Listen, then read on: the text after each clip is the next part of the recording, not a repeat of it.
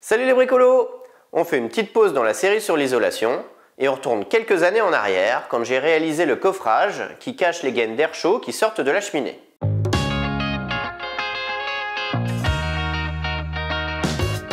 J'ai choisi une solution de chauffage hybride mêlant électricité et bois pour ma maison. Je donne plus de détails dans cette vidéo. Pour la partie bois, nous avons fait installer un insert dans la cheminée. Cet insert doit nous permettre de chauffer le salon ainsi que l'étage grâce à des gaines de transport d'air chaud. Ces gaines sont branchées sur l'insert dans la cheminée et ressortent sur le côté. Maintenant, on va s'attaquer au coffrage de cette partie-là. Là, il y a deux tuyaux, vous voyez, qui sortent du mur. C'est des tuyaux qui sont raccordés directement au foyer. Ces tuyaux, ils vont aller amener l'air dans les pièces à l'étage. Je ne vais pas laisser les tuyaux apparents comme ça dans le salon. Je vais faire un coffrage en fer Macel parce que le fer Macel, ça résiste bien au feu. C'est de l'air à entre 50 et 70 degrés, donc c'est de l'air très chaud, mais c'est pas de l'air suffisamment chaud pour faire prendre feu. Mais bon, ça me rassure de mettre du fer Macel. Je vais faire une structure avec des rails métalliques comme des rails placo. Donc ça, c'est des rails de 70. J'installe les rails en prenant bien en compte l'épaisseur du fer Macel pour pouvoir ensuite faire un raccord propre avec le conduit de cheminée.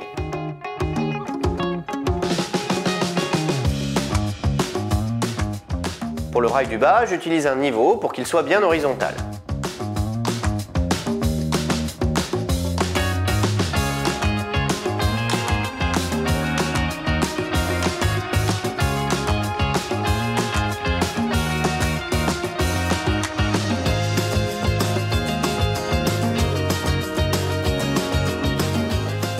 Il ne reste plus qu'à fixer les autres montants et les plaques de fer Macel coupées aux bonnes dimensions.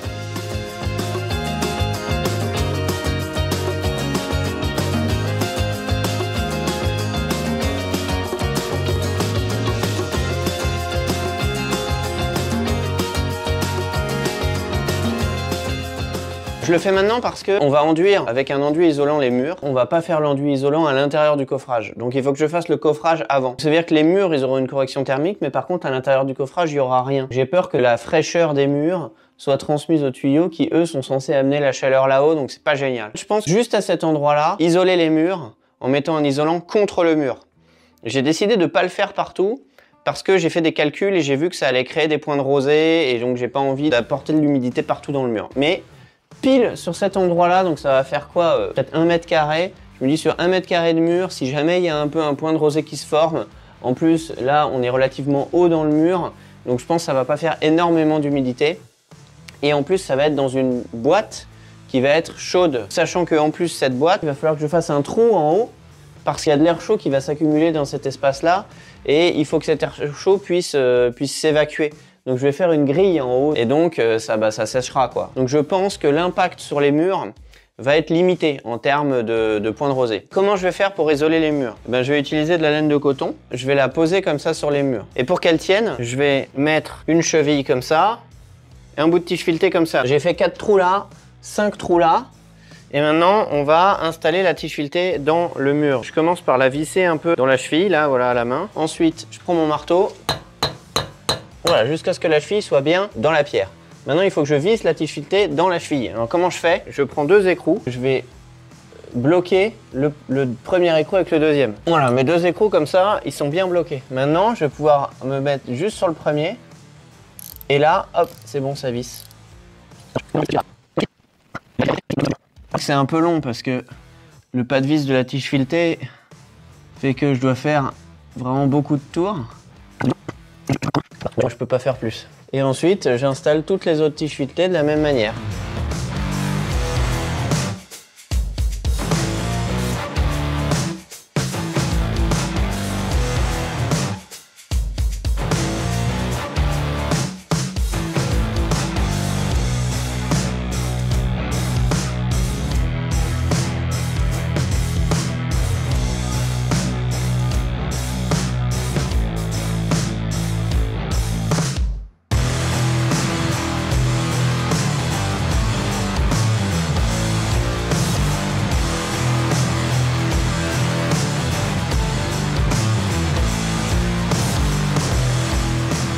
Ça c'est hyper dur à percer, hein. Franchement j'ai galéré. Je me suis mis en face de la tige filetée, j'ai percé avec un clou, un gros clou bien pointu, ce qui fait que le clou arrivait de l'autre côté, Après, je mettais le clou pile en face de la tige filetée et j'enfonçais la laine de coton pour réussir à faire passer la tige filetée au travers. Ici, je vais faire un petit raccord avec de la laine que j'ai déjà coupée, mais qui va être tenue.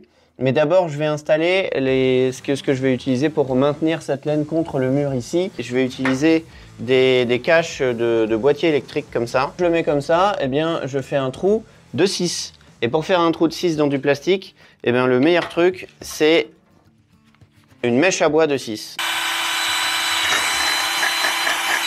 Voilà, parfait. Là, ça rentre pile. Pour être sûr que ça tienne bien, je mets le machin en plastique contre la laine de coton. Ensuite, je mets une rondelle ici, rondelle de 6. Et je termine avec un écrou avec frein. Comme ça, je suis sûr que ça bougera pas. Parce que derrière, ça va être dans un coffrage, donc je le verrai plus jamais, ce truc-là.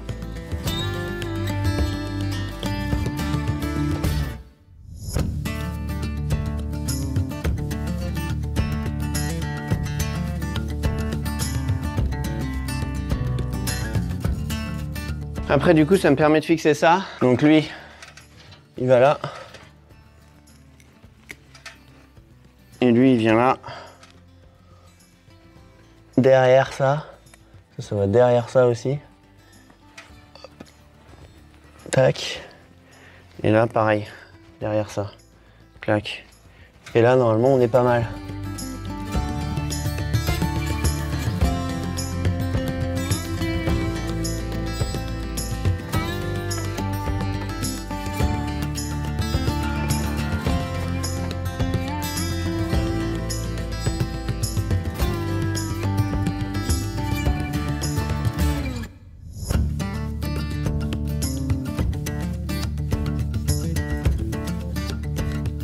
Là, vous voyez, il y a le tuyau qui va amener l'air chaud en haut. Comme il est collé à l'isolant, j'ai peur que ça abîme l'isolant, voire même que ça prenne feu. Bon, j'en doute parce que, en gros, l'air là-dedans est à peu près à 70 degrés. Pour pas prendre de risque, je vais glisser une plaque de Fermacell entre l'isolant et ce tuyau. Il va y avoir un montant ici. Je vais installer le montant ici, le fixer contre le mur avec des cales pour qu'il soit bien rigide, bien fixé.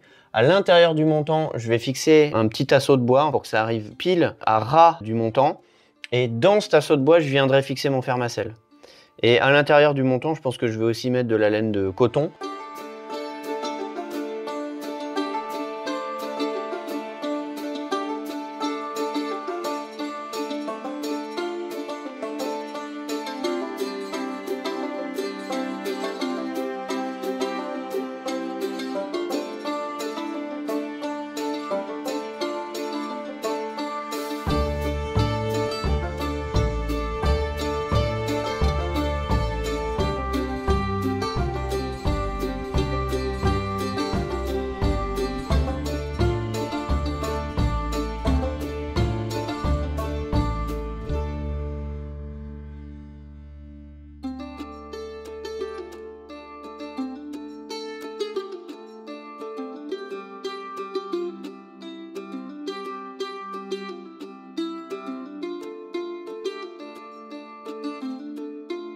J'ai perdu les images où je vous montrais l'installation de la grille. J'ai simplement fait 2 trous côte à côte à la scie cloche et fixé la grille avec des petites vis. Après plusieurs couches d'enduit, ça donne ça. J'espère que cette vidéo vous a plu. Si c'est le cas, n'oubliez pas les pouces en l'air, les commentaires, le partage. Si vous voulez me donner un petit coup de pouce, il y a toujours le Tipeee. À la prochaine!